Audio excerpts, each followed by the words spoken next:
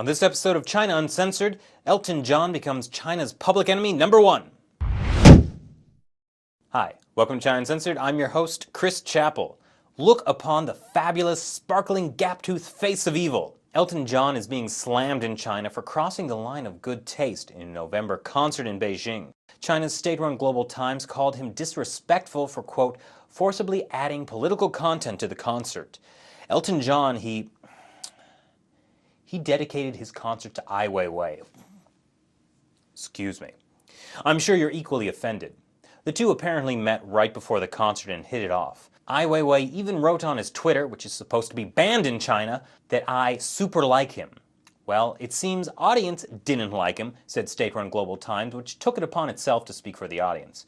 If they had known that this concert would be dedicated to Ai Weiwei, many in the audience would not have come.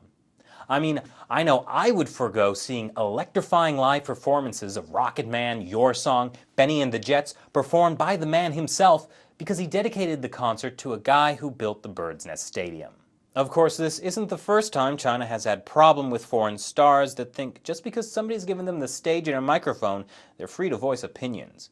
In 2008, Bjork shouted "Tibet, Tibet" at the end of her song Declare Independence in a show in Shanghai. The Ministry of Culture said it hurt the feelings of the Chinese people and went against the professional code of an artist because, artists shouldn't have anything to say. Of course, Tsai Wu, China's culture minister, and doesn't that just sound like something out of 1984, has come up with the solution. Only performers with university degrees will be allowed to play in China from now on. Sorry, Bieber. But it's not enough to just protect the Chinese people from subversive anti-China propaganda. The Chinese regime is just so loving that they want to protect people around the world from having any critical thoughts about China. Here are just a few examples. In 2009, the Melbourne International Film Festival received a stern warning from the Chinese consulate not to include a documentary about exiled Uyghur leader Rabia Kaidir.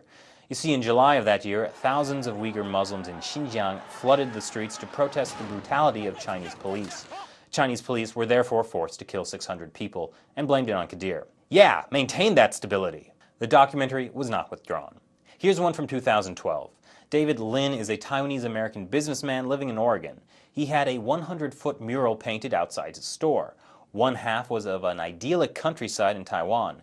The other side was of brutal police beatings and self-immolations in Tibet.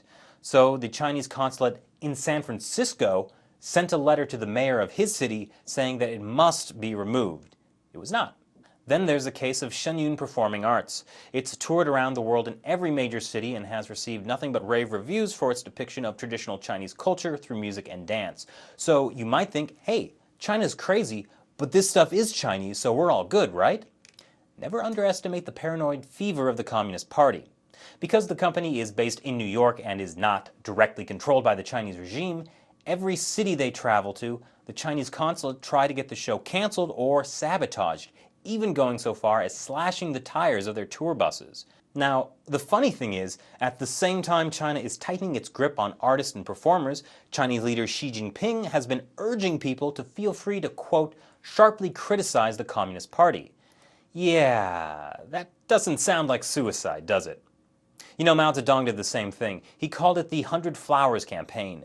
People were encouraged to offer constructive criticism of the party, but when it turned out that people actually had some bad things to say about the Communist Party, they were swiftly rounded up and sent to labor camps. So needless to say, people are a little bit skeptical about opening their hearts up.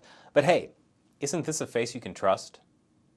Thanks for watching this episode of China Uncensored. Once again, I'm Chris Chappell. See you next time.